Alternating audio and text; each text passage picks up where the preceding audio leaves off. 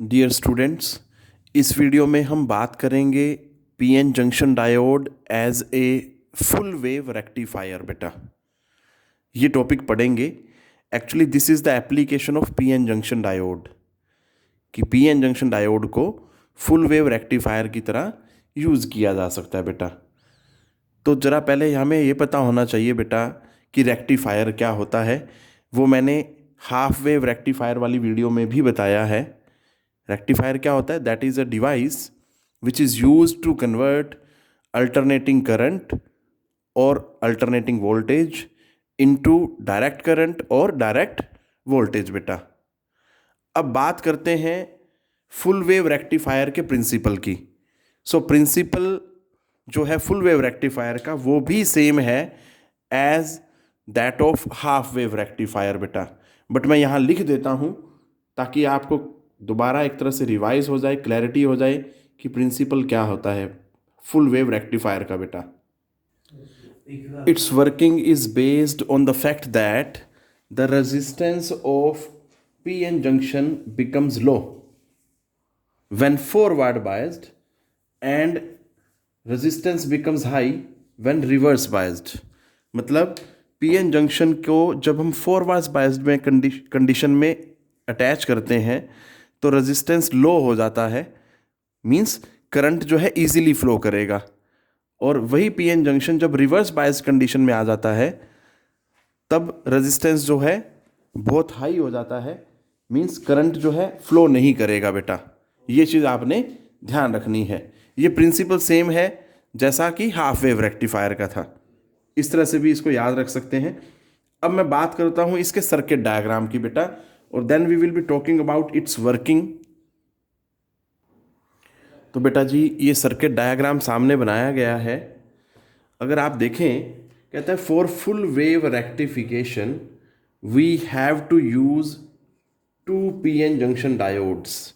आप चेक कर सकते हैं बेटा, 2 डायोड है, एक ये रही और दूसरी ये रही। बेटा ठीक है, इसमें ये भी ध्यान दें जो आउटपुट है इन 2 पॉइंट्स के अक्रॉस मिलेगा। ये लोड है, ठीक है, इसके अक्रॉस जो 2 पॉइंट हैं ये, इनके अक्रॉस हमें यहाँ पे क्या मिलेगा बेटा?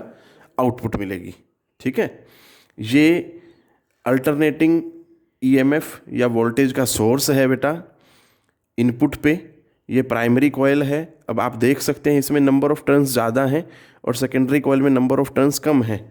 तो इस तरह का जो ट्रांसफॉर्मर होता है वो स्टेप डाउन ट्रांसफॉर्मर होता है बेटा। ठीक है, ये चीज़ ध्यान देनी है आपने। अब हम बात करते हैं इसकी वर्किंग की बेटा, और वर्किंग को हम स्टेप बाय स्टेप देखेंगे क्योंकि देखो इनपुट पे एसी सोर्स है बेटा। ठीक है, अब एसी जो है हर हाफ साइकिल के बाद डायरेक्शन चेंज करता है बेटा। तो हम हर हाफ साइकिल के लिए जो है वर्किंग पढ़ेंगे कि फर्स्ट हाफ में क्या होता है, फिर सेकंड हाफ में क्या होता है और उसके कोरस्पोंडिंग आउटपुट क्या मिलती है बेटा। ठीक है, स्टार्ट करते हैं working of full wave rectifier बेटा जी। तो बेटा वर्किंग में देखें ज़रा, अगर positive half cycle of input AC लें, देखो बेटा क्योंकि इनपुट पे अल्टरनेटिंग करंट है बेटा। ठीक है, तो हमें ग्राफ सेम मिलता है, चाहे आप अल्टरनेटिंग वोल्टेज का बना लें चाहे अल्टरनेटिंग करंट का बना लें बेटा। ठीक है, तो यहाँ पे मैंने बनाया इनपुट वोल्टेज का ग्राफ और यहाँ मैं बनाऊंगा उसके कोरस्पोंडिंग आउटपुट वोल्टेज का ग्राफ, क्योंकि यहाँ पे मेरे पास जो सोर्स लगा हुआ है वो अल्टरनेटिंग वोल्टेज का लगा हुआ है इनपुट पे। तो देखो बेटा ये पॉजिटिव हाफ साइकिल जब है ना, उस टाइम पे आउटपुट क्या होगी उसको समझने के लिए मुझे ये सारा उसका थ्योरी पार्ट जो है पता होना चाहिए कि वर्किंग कैसे होगी बेटा। अगर इसमें हम ध्यान दें, वो कहता है जो डायोड D1 है वो फॉरवर्ड बायस्ड होती है। अब डायोड D1 फॉरवर्ड बायस्ड कैसे होगी देखें ज़रा। वो कहता है कि P1 नेगेटिव है, P2 पॉजिटिव है। हमने मान लिया इनिशियली कि P1 जो है नेगेटिव है और P2 क्या है? पॉजिटिव है। अब जो ट्रांसफॉर्मर है वो म्यूचुअल इंडक्शन प्रिंसिपल पे काम करता है। अगर ये नेगेटिव है तो म्यूचुअल इंडक्शन की वजह से यहाँ पॉजिटिव, और ये पॉजिटिव है तो यहाँ पे क्या हो जाएगा भैया? नेगेटिव हो जाएगा। अब जरा आप ध्यान दें डायोड D1 को। पहले ये P एंड है, P एंड पॉजिटिव से कनेक्टेड है और ये N एंड जो है that is connected with negative. इसका मतलब D1 जो है वो फॉरवर्ड बायस्ड हुई। एट द सेम टाइम अगर मैं D2 को चेक करूं तो ये जो पी एंड है, पी एन जंक्शन डायोड का, ये नेगेटिव से कनेक्टेड है, और ये जो एन है ये किससे कनेक्टेड है, दैट इज विद पॉजिटिव। इसका मतलब ये क्या है, रिवर्स बायस्ड है। ठीक है बेटा, पॉजिटिव हाफ साइकिल की बात कर रहे हैं तो यही लिखा उसने कि D1 is forward biased and D2 is reverse biased at the same time. अब कहते हैं करंट जो है फ्लोज थ्रू D1, क्योंकि बेटा D1 तो फॉरवर्ड बायस्ड है और D2 जो रिवर्स बायस्ड है तो उसके थ्रू करंट नहीं फ्लो होगा। क्लियर है? तो इसका मतलब अगर मैं ये देखूं कि भैया इनपुट वोल्टेज में जो इनपुट आएगी that will be through the D1, तो जो आउटपुट के लिए रिस्पॉन्सिबल होगा वो क्या होगा, D1 होगा बेटा। समझ गए? तो जो करंट है पॉजिटिव से नेगेटिव इस तरह से फ्लो करेगा बेटा, इन दिस वे। इस हिस्से में से कोई करंट नहीं फ्लो करेगा। आप चेक कर सकते हैं, मैंने कोई एरो नहीं लगाया। तो अगर आउटपुट मिलेगी तो इन दो पॉइंट्स के थ्रू, तो I will be plotting output. इस तरह से आउटपुट बना दी बेटा मैंने अब। ठीक है, बट ये आउटपुट किसकी वजह से आई है, that is because of D1, क्योंकि D1 फॉरवर्ड बायस्ड है। क्लियर है? पॉजिटिव हाफ साइकिल में। अब हम बात करते हैं नेगेटिव हाफ साइकिल की बेटा, उसमें क्या होता है। तो बेटा जी जब नेगेटिव हाफ साइकिल होगा तो बेटा ये मैंने बनाया इनपुट पे, क्योंकि मुझे पता है हर हाफ साइकिल के बाद डायरेक्शन रिवर्स होती है, सो पोलैरिटी जो है वो भी क्या हो जाएगी बेटा, रिवर्स हो जाएगी। ठीक है, जो नेगेटिव था वो पॉजिटिव हो जाएगा, जो पॉजिटिव था वो नेगेटिव हो जाएगा। सो ये नेगेटिव था पहले, तो ये क्या हो जाएगा, पॉजिटिव, और ये क्या हो जाएगा, नेगेटिव। अब ट्रांसफॉर्मर का प्रिंसिपल क्या है, mutual induction. So mutual induction की वजह से बेटा यहाँ पे नेगेटिव हो जाएगा और ये क्या हो जाएगा, पॉजिटिव। ठीक है बेटा, अब जरा ध्यान दें D1 पे। D1 में ये जो एंड है ये P है, P कनेक्टेड है नेगेटिव से और N कनेक्टेड है पॉजिटिव से, तो D1 तो रिवर्स बायस्ड हुआ बेटा। और एट द सेम टाइम अगर मैं D2 को ध्यान दूं तो D2 का P जो एंड है वो पॉजिटिव से कनेक्टेड है और N जो है that is connected with negative. इसका मतलब D2 जो है फॉरवर्ड बायस्ड हुआ। क्लियर है?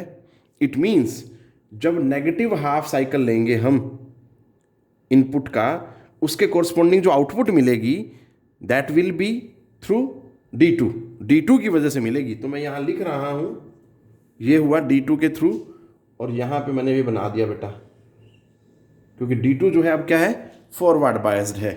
ये चीज़ आपने ध्यान देनी है बेटा। ठीक है, आप यहाँ भी लिखना चाहें तो D1 D2 लिख सकते हैं, आपको क्लैरिटी रहेगी कि ये जो आउटपुट आई है this is because of D1 and this output is due to D2। आप यहाँ से समझ लें चाहे यहाँ से समझ लें, जैसा आपको कन्वीनियंट लगे बेटा। इस तरह से ही जैसे दोबारा फिर अब आप देखें, मैंने लिख दिया है वैसे तो कि डायोड D2 जो है वो फॉरवर्ड बायस्ड है, मैंने आपको समझा दिया, and D1 is reverse biased at the same time. तो इसका मतलब करंट जो है किसके थ्रू फ्लो करेगा, that is through D2 not through D1, क्योंकि D2 जो है वो फॉरवर्ड बायस्ड है। और हमने पढ़ा हुआ है कि इसके प्रिंसिपल में ही बताया था मैंने कि जब फॉरवर्ड बायसिंग होती है तो तब करंट फ्लो करता है उस पार्ट के थ्रू, तो यहाँ पे D2 के थ्रू फ्लो करेगा। अब ऐसे ही दोबारा फिर जब चलेंगे फिर हाफ साइकिल के बाद, तो बेटा जी फिर हमें ये D1 और इसके कोरस्पॉन्डिंग यहाँ भी आप मैं लिख देता हूँ, ठीक है, फिर आउटपुट मिलेगी। अब D1 फॉरवर्ड बायस्ड है, लो जी। सो आप देख सकते हैं ये AC था और ये किस में आ रहा है बेटा, एक ही डायरेक्शन में आ रहा है, यूनिडायरेक्शनल ग्राफ है।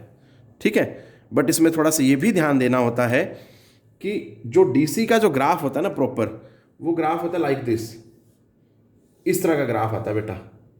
ठीक है जी, बट हमारे पास ऐसा नहीं है, ये चीज़ ध्यान देनी है आपने।